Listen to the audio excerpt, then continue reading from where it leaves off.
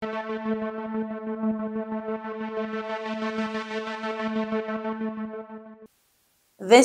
décembre 2024, bonjour et bienvenue à tous à ce bulletin d'information.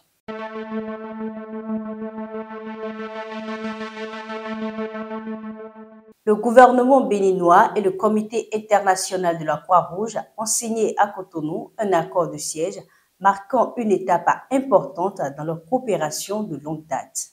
Promouvoir le droit international humanitaire auprès des institutions et de la population, renforcer les efforts de protection et d'assistance aux personnes affectées par des conflits, autant de missions qui ont donc de beaux jours au Bénin grâce à la coopération avec le CICR. Le président du parti Union progressiste Le Renouveau, Joseph Fifame Djogbenou, accompagné des cadres du parti, a visité la communauté céleste en pèlerinage sur le site international de Djefa depuis quelques jours. Un événement cultuel et spirituel qui rassemble les fidèles célestes dans la prière pour leurs ménages respectifs et la nation.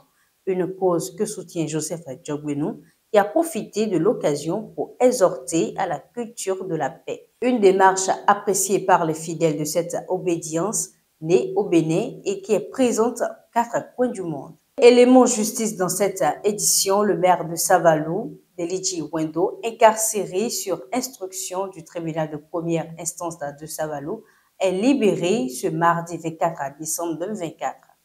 Impliqué dans une affaire d'inhumation sans autorisation légale du corps d'un enfant décédé dans des conditions floues, il a été blanchi par la cour d'appel d'Abomey. Il est donc désormais libre de ses mouvements.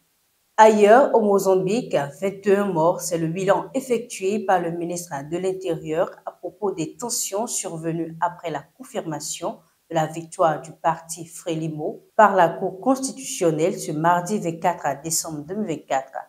Les manifestants contestent cette victoire du régime au pouvoir depuis 1975. Une victoire obtenue avec 65,17% des voix contre 24,19% pour l'opposant Venancio Mondlane. Des boutiques, banques, supermarchés ont été mis à sac et des barrages routiers incendiés recouvrant la capitale d'une épaisse fumée. Une situation qui fait réfléchir la Maison-Blanche sur la crédibilité des résultats proclamés.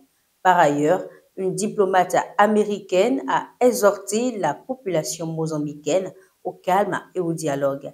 Les États-Unis appellent toutes les parties prenantes à s'abstenir de toute violence et à s'engager dans une collaboration significative pour rétablir la paix et promouvoir l'unité, a-t-elle dit.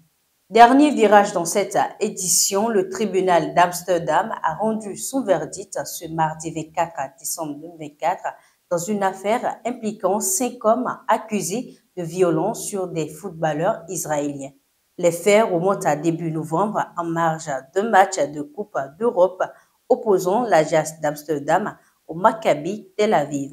Ces attaques avaient été qualifiées d'antisémites par de nombreux gouvernements occidentaux. Dans l'ensemble, les peines prononcées ce mardi sont d'ailleurs inférieures aux réquisitions.